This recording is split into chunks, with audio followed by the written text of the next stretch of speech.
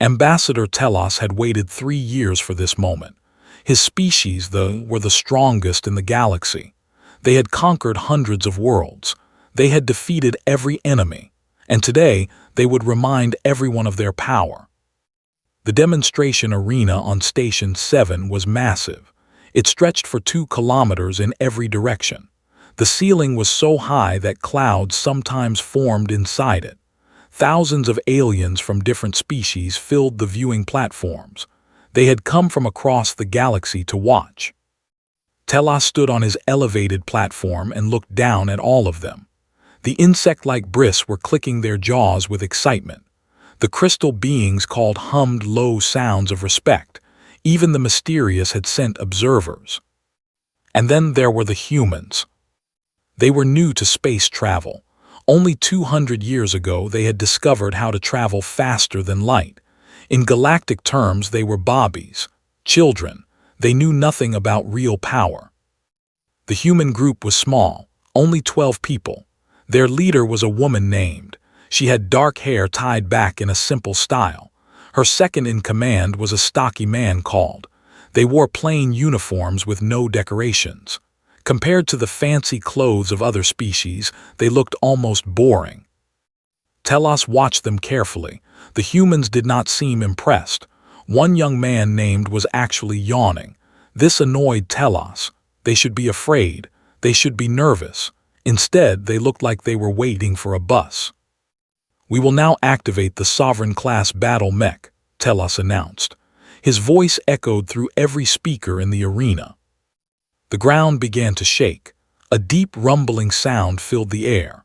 The massive hangar doors at the far end of the arena slowly opened. Bright lights spilled out from inside. Then the Sovereign appeared. It was a giant machine, 40 meters tall. It was made of the strongest metal in the galaxy. Plasma cannons covered its arms. Energy shields glowed around its body. It walked forward with smooth, perfect movements. Every step was calculated by an advanced computer brain that had practiced 10 million fights. The crowd gasped. Many aliens had never seen anything so powerful. The bris delegates clicked their approval. The hummed even louder. Some smaller species actually stepped back in fear. The humans did not react. Telos felt confusion. Why were they not impressed? Did they not understand what they were seeing?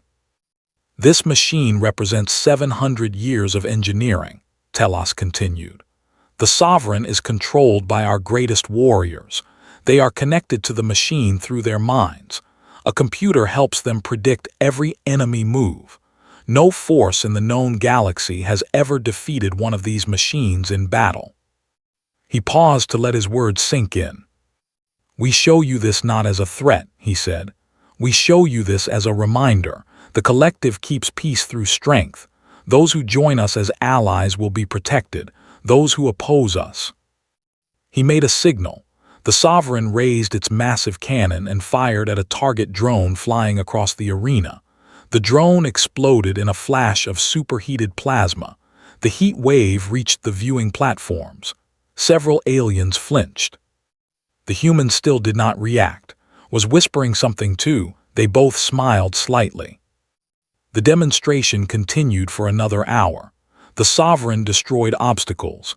It fought against swarms of attack drones and won easily. It showed defensive systems that could stop any weapon. Nothing could hurt it. Nothing could match it. When the giant machine finally powered down and walked back to its hangar, Telos felt satisfied. Surely now everyone understood. They were the strongest. There was no point in fighting them. "We welcome questions," Telos announced. Several alien delegates raised their hands. They asked about alliance terms. They asked about protection agreements. They asked all the expected questions from species who understood their place. Then raised her hand. Telos nodded at her. He expected the same nervous questions. Maybe she would ask how the humans could join the collective. Maybe she would ask what tribute they needed to pay for protection. "Is that a combat sport?" asked. Telos blinked. He had 4 eyes and all of them showed confusion. "I am sorry, I do not understand." The mech fighting, said calmly. Is it a sport here, or do you only use them for military demonstrations? It is purely military, Telas said slowly. These are weapons of war, not toys. Ah nodded. She leaned over too and whispered something, grinned. Several other humans started smiling too. Telas felt something strange, a cold feeling in his chest. He would later learn that humans called this feeling unease. Ambassador said, "We have a proposal." The arena became very quiet. Every alien was watching now. "We would like to compete against your sovereign." Silence, complete silence. Even the bris stopped clicking, even the stopped humming. Telas thought he had misheard. The translator must have made a mistake. "You wish to fight our war machine?" "Yes." "For sport." "For respect." His voice was calm and clear. "You invited us here to remind us of our place in the galaxy. We would like a chance to show you what we can do." Telas stared at her, this small human woman. She was challenging the most powerful weapon in the known galaxy. She was either very brave or very stupid. "You have no battle mechs," he said. "Our intelligence confirms this. Your species uses ships and drones and soldiers. You have nothing that could fight a sovereign." "We have something," said. "Give us 1 month to bring it here, then we will show you." Telas looked at the other officials. They seemed just as confused as he was. "This is most unusual," he said finally. "We know," smiled. It was a small smile, but there was something in her eyes, something that made Telas uncomfortable. "That is why it will be interesting." Telas did not know how to respond. In 700 years, no one had ever asked to fight a sovereign. No one was that foolish. But looking at his calm face, he wondered if perhaps the humans knew something he did not. 3 days passed before the High Council agreed to meet with the humans. Telas had argued against it. He thought the request was a joke. Maybe the translators had made an error. Maybe the humans did not understand what they were asking. But the humans were serious. They sent formal requests every few hours, and the other alien species were watching with great interest. Everyone wanted to see what would happen next. The council chamber was a large circular room. 5 seniors sat on elevated seats, looking down at anyone who spoke to them. Counselor Prime was the oldest. She had 4 arms, and she folded all of them across her chest as entered. "You understand what you are asking," said. Her voice was cold. "Our sovereign-class mechs have never been defeated. Your species discovered space travel only 200 years ago. You are children compared to us." Stood before the council with on her left and a young woman named on her right was their technical expert. She carried a small device in her hands. "We understand completely," Counselor said. "That is exactly why we are interested." Made a sound like a snort. "You wish to fight our war machine, for sport, for fun." "Not exactly for fun," replied. "For respect. You brought us here to show us how weak we are. We want a chance to show you something different." "Your species has no battle mechs," said firmly. "We know this. Our spies have confirmed it. You fight with ships and drones and infantry. You have nothing that could match a sovereign." "You are correct," said. "We do not have battle mechs, but we have something else." She nodded at. The young woman pressed a button on her device. A holographic image appeared in the air above her hand. It showed a machine, a robot with 2 legs and 2 arms shaped roughly like a human body. It stood about 15 meters tall. Compared to the sovereign, it was small. Its armor looked simple. There were no visible weapons, no glowing shields. It looked almost primitive. "This is the KR-7 platform," explained. "It was developed on Earth about 80 years ago." "For what purpose?" Telas asked. He was standing near the council, watching everything carefully. "Construction work at first, deep-sea mining, dangerous environment operations," smiled slightly. "And then the League started." Leagues looked confused. "Competitive mech combat," said. "It started in the Korean Peninsula on Earth. Then it spread to other countries. By the time we learned to travel between stars, mech sports had become one of humanity's most popular activities. The council members exchanged glances. They did not understand. "You fight for entertainment?" asked. "We fight to improve," spoke for the first time. His voice was deep and steady. "Every generation of pilots learns from the generation before. Every defeat teaches us something new. Every victory shows us what we did right. We have been doing this for 80 years. "Your machines are primitive," said dismissively. "No plasma weapons, no computer brain to predict attacks, no mind connection between pilot and machine." "Correct," said. "We prefer it that way." "You prefer weakness." "We prefer human reflexes, human judgment, human creativity." Paused. "We will accept any rules you set, any arena you choose. We only ask one thing." "What?" "The fight must be shown on the Galactic Network. Everyone must be able to watch." Telos understood immediately. This was not just about fighting. This was about being seen. The humans wanted the entire galaxy to watch them. "And if you lose?" asked. "Then we lose in public," said simply. "Everyone sees that they are as powerful as you claim. Your reputation grows even stronger." "And if you win?" Did not answer.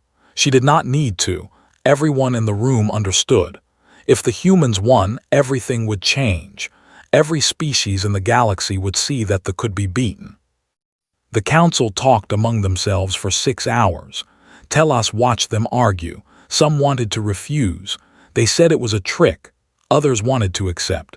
They said it was an easy way to prove strength. In the end, they agreed.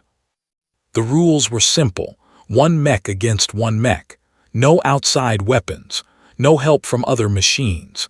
Victory would come when one pilot could no longer fight or when one pilot surrendered. The match would happen in 1 month. This would give the humans time to bring their equipment. As the human group left the chamber, Telos followed them. "You know you cannot win," he said quietly too. "Our sovereign has 700 years of engineering behind it. Your machine is a toy." Looked up at him. Telos was nearly 3 meters tall, was much smaller, but she did not seem afraid. "Ambassador," she said, "on Earth we have an old saying. The race does not always go to the fastest. The battle does not always go to the strongest." "What does that mean?" Smiled. "It means we have been underestimated before. We are used to it." She turned and walked away, and followed her. Telos stood alone in the corridor for a long time. He tried to understand what he was feeling.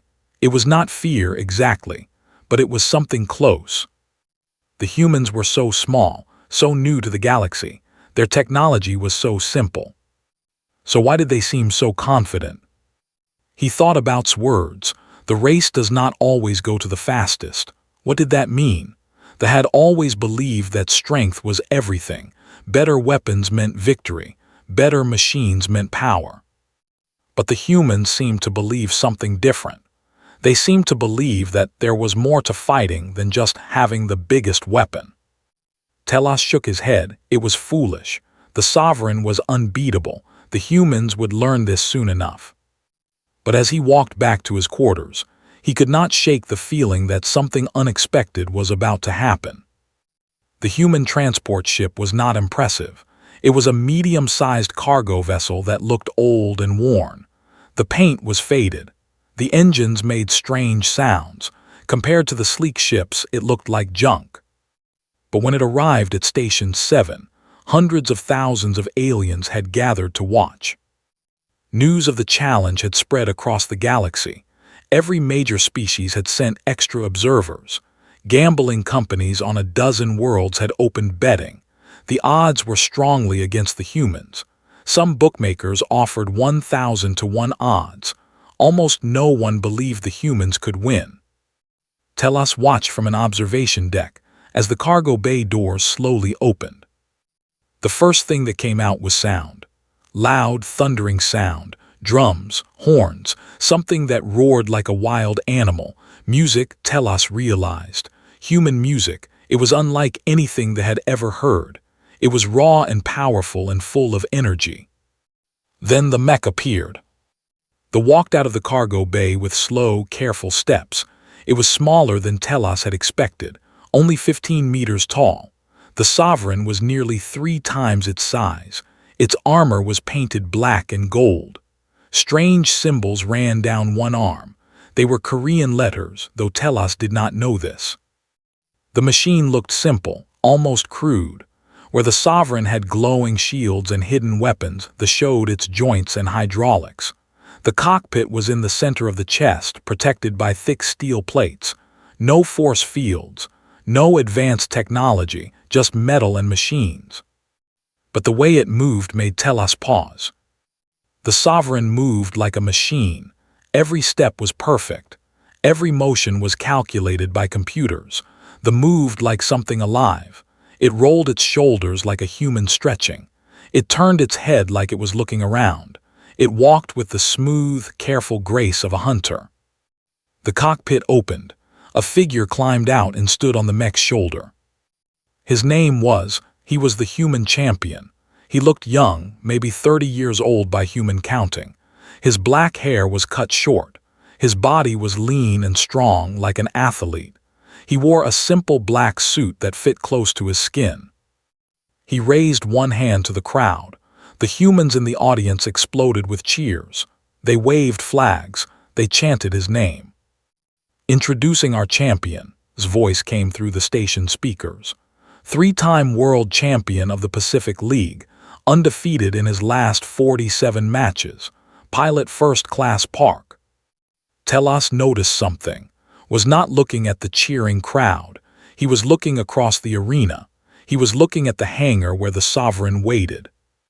His expression was not fear. It was not worry. It was hunger. The week before the match was busy. The humans did not just bring their mech. They brought their whole culture. They set up cooking stations that made strange and delicious foods.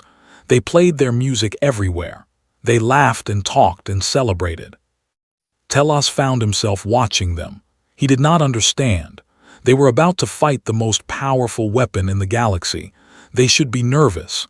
They should be scared. Instead, they acted like they were at a party. "You treat this like a festival," he said to one day. The human was cooking something called bulgogi on a small grill. "War is serious," replied. "Competition is joy. There is a difference. You expect to win." Thought about the question. Expects to face the best opponent he has ever fought. Whether he wins or loses, he will learn something. That is what matters to us. "Your species is strange." "We know," smiled and held out a plate of food. "Would you like to try some?" The meat was surprisingly good. Telos ate 3 servings. Meanwhile, the pilot was preparing in a different way. His name he was a decorated warrior. He had won many battles. He spent the week watching recordings of human mech combat. What he saw confused him. Human battles were messy, unpredictable. The pilots made decisions that no computer would ever recommend. They took risks that seemed stupid. They fought in ways that made no logical sense.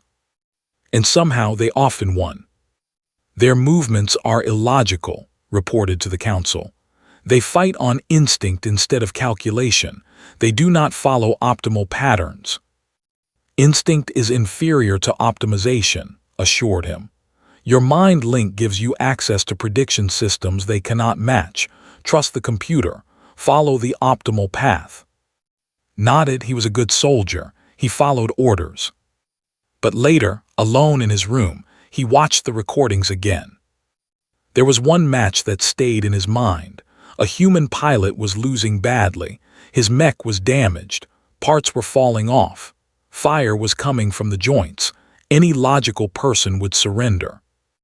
Instead, the human charged forward. His weapons had stopped working, so he used his mech's arm like a club. He swung wildly at his opponent. He fought with everything he had. He lost eventually, but he took his opponent down with him. The humans had a word for this. They called it resolve. The decision to keep fighting even when victory seemed impossible. Had never seen anything like it. They believed in efficiency. They believed in calculated risk. They would never keep fighting in a hopeless situation. But watching the human pilot struggle and fight and refuse to give up felt something strange. He felt respect. And deep inside, in a place he did not want to examine, he felt the first small touch of fear. The day before the match, was alone in the hangar with his mech. He sat on the shoulder, looking up at its face. Found him there. Nervous, she asked. Excited, he replied. I have never fought anything like this. No one has. The Sovereign is very powerful. I know, smiled. That is why I want to fight it. And if you lose? Was quiet for a moment. Then I lose, but I will learn something, and the next pilot who fights them will do better because of what I learned. Nodded. This was the human way. Every defeat was a lesson. Every failure was a step toward future success. The whole galaxy is watching, she said. Good stood up on the mech's shoulder. He looked out at the arena where tomorrow's battle would happen. Let them watch. Let them see what humans can do. His voice was calm. His eyes were steady. Tomorrow he would face a god of war. And he could not wait. The arena was packed beyond its limit. Every seat was taken. Aliens stood in the corridors and crowded the walkways. Billions more watched on screens across the galaxy. It was the largest audience in recorded history. They had planned this as a simple demonstration of power. Now it had become something else entirely, a real contest, a real battle. The Sovereign entered first. The massive war machine walked through the hangar doors with heavy, thundering steps. The ground shook with each footfall, 40 meters of advanced technology. Plasma cannons on both arms, energy shields glowing around its body. Inside sat in the neural connection chamber. His mind was linked to every sensor and weapon. He felt the machine as an extension of his own body. Its power was his power. The crowd cheered. This was their champion, their ultimate weapon, 700 years of engineering perfection. Then they entered. The human mech walked slowly. No fanfare, no display of weapons, just a machine and its pilot crossing the arena floor with quiet confidence. It was so much smaller than the Sovereign. The black and gold paint seemed dull compared to the Sovereign's gleaming armor. Inside the cockpit gripped the control handles. His hands were steady. His breathing was calm. He had trained for this moment his entire life. The two mechs faced each other across the arena floor. Opened his communication channel. Good luck, he said. Did not respond. Luck was for primitives who did not have superior technology. The signal sounded. A loud horn echoed through the arena. The Sovereign attacked immediately. Had practiced this opening 10,000 times in simulation. It was the optimal first move.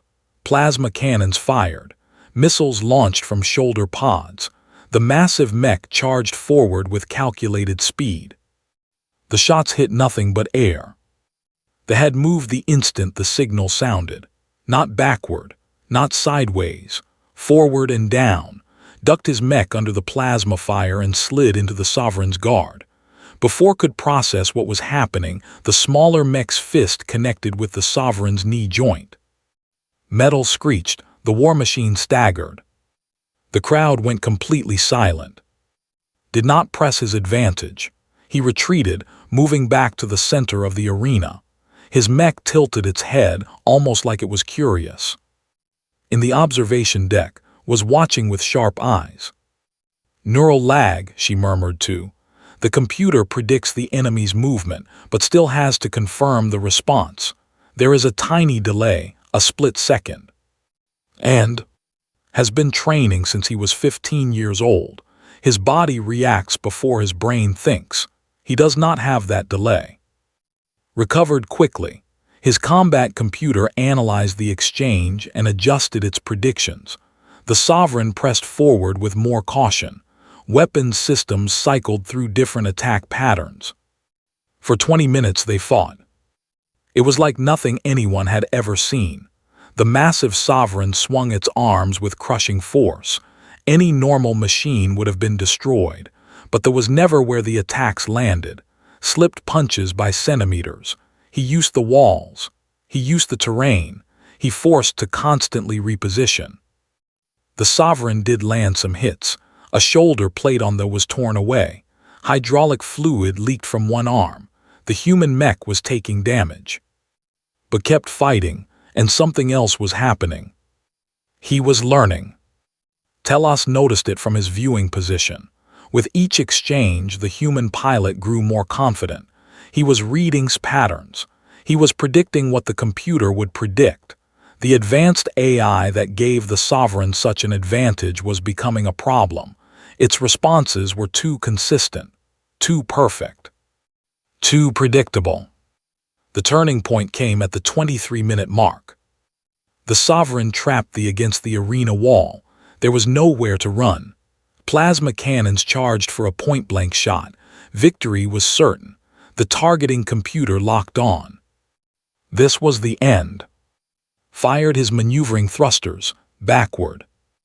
The slammed into the wall and used it as a springboard. The mech twisted in midair. Its damaged arm raised up. Then the arm separated cleanly at the elbow, had released it on purpose. The falling arm struck the sovereign's main cannon just as it fired. The weapon exploded. The blast tore off the sovereign's left arm and destroyed most of its sensors. The crowd erupted in shock and amazement. The war machine stumbled, suddenly half blind. Landed in a crouch. When his mech rose, its remaining fist was clenched. "Your pilot is still alive," said over the open channel. "Surrender now, I will end this cleanly." His response was to charge. It was not the optimal choice. The computer was screaming warnings. The damage was severe.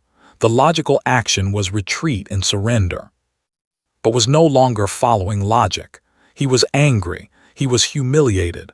A primitive human and a primitive machine was beating him. The final exchange lasted 12 seconds. The sovereign swung with its remaining arm. The duct beneath it rose inside the larger mech's guard. His fist drove upward in a devastating uppercut. It hit the cockpit housing with perfect accuracy. Metal crumpled, systems shattered, sparks flew. The sovereign fell backward. It hit the arena floor with a crash that shook the entire station.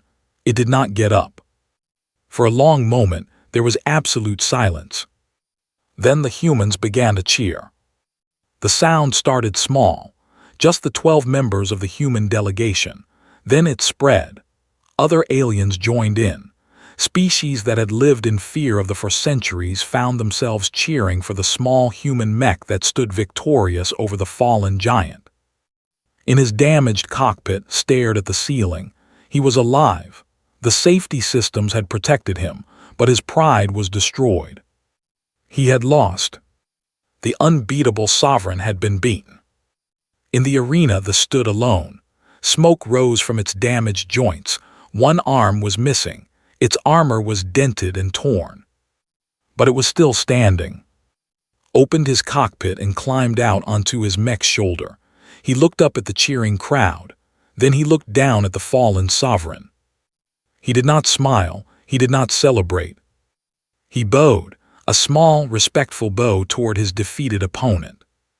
This was not about humiliation.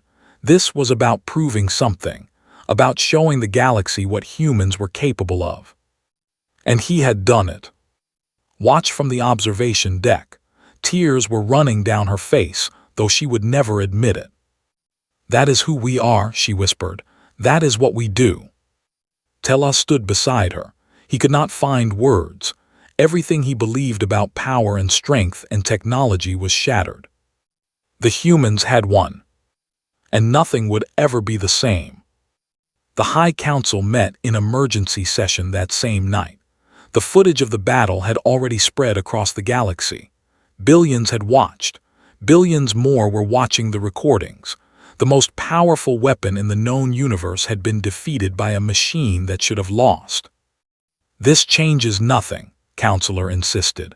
Her voice was firm, but everyone could hear the doubt underneath. One defeat in controlled conditions means nothing. In a real war with full weapons, the outcome would be different. It changes everything, Telos interrupted her. The other council members fell silent. The ambassador rarely spoke in these meetings. When he did, it meant something important. We built the sovereign to inspire fear, Telos continued. We built it to remind other species of their place, to show them that fighting us was pointless. And today, in front of the entire galaxy, a human pilot proved that our greatest weapon can be beaten, not by superior technology, by skill alone. It was luck, said, but her voice was weak now. It was 80 years of evolution. Telos brought up the battle footage on the main screen. He slowed it down to show each movement frame by frame. Look at what he did. He was not fighting our machine. He was fighting our pilot's reliance on the machine. The neural link, the predictive computer, the optimization algorithms. Every advantage we gave, the human turned into a weakness. What would you have us do? Another council member asked. Telos was quiet for a long moment. Learn from them, he said finally, the way they learn from everything else. The council did not like this answer, but they had no better one. In the human section of Station 7, the celebration continued through the entire night cycle. Had been treated for minor injuries. He had a concussion and several cracked ribs, but he was alive and smiling. Humans surrounded him, asking him to tell the story again and again. He was telling it for the 12th time when appeared. The pilot walked into the human area alone. He had removed his ceremonial armor. He wore simple cloth now. His 4 eyes looked tired and sad. The celebration grew quiet. Several humans moved toward him, ready to protect if needed. Waved them away. You fought well, said. His translator made his voice flat, but the words were sincere. So did you, replied. That sequence at minute 15, the feint with the missiles and then the charge, I barely escaped that. It was very good. My computer predicted you would retreat. I know, that is why I advanced, grinned and gestured to an empty chair. Would you like a drink? Hesitated. This was strange. Wrong even. A warrior sitting with an enemy who had just defeated him. They should be ashamed. They should be hiding. But something in the human's manner made it feel natural, safe. I would, said. He sat down heavily. And perhaps you could explain something to me. What? How do you train without neural connection, without computers to optimize your movements? The question opened a flood of conversation. Soon was surrounded by human pilots. They were eager to share. They talked about mentorship and intuition. They talked about the relationship between a pilot and their machine. They talked about something they called fighting spirit. Had never experienced anything like this. In culture, defeat was shameful. You did not talk about it. You hid from it. But the humans treated defeat as something valuable, a lesson to be learned, a step on the path to improvement. Telos watched from across the room, came to stand beside him. Your warrior seems to be adapting, she said. He is the first to face defeat in centuries. It seems to have opened his mind. Defeat usually does. Took a sip from her glass. That is why we seek it out. You seek defeat. Telos could not hide his surprise. We seek challenge. Defeat is just one possible outcome. Looked at him directly. Ambassador, you invited us here to remind us of our place. I think we have shown you something different. Our place is wherever we choose to stand. Telos thought about her words. There will be those in the collective who see this as a threat, who will want revenge. There always are, shrugged. And there will be those who see it as an opportunity. You could have allies who fight beside you not because they fear you, but because they choose to. Imagine what they could accomplish with partners instead of servants. She finished her drink and set down the glass. Think about it, Ambassador. We are not going anywhere. 1 year later, the first Galactic Mech Combat League held its opening tournament. 12 species competed. They had developed a new training program. It focused on instinct and adaptation instead of just computer optimization. They finished in third place. They were not angry about losing. They were learning. Now worked as a connection between the military and the human pilot schools.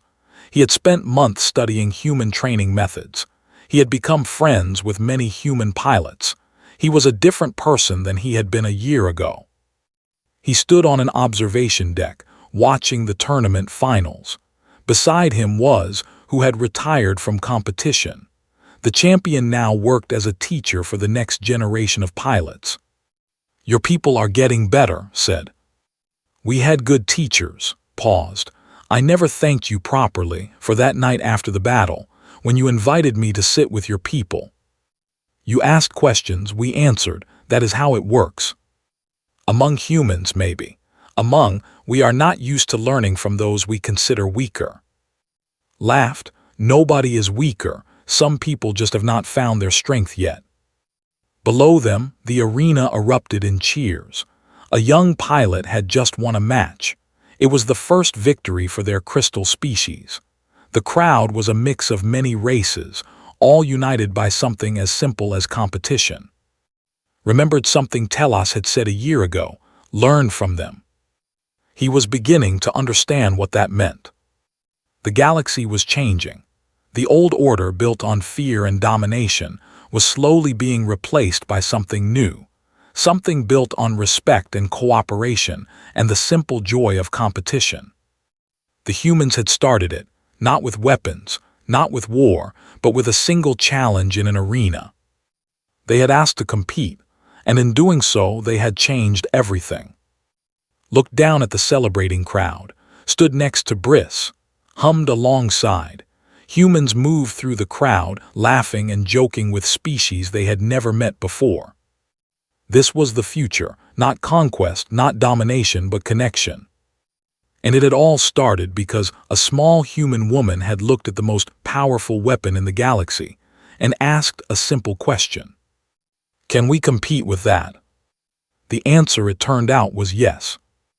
And that made all the difference.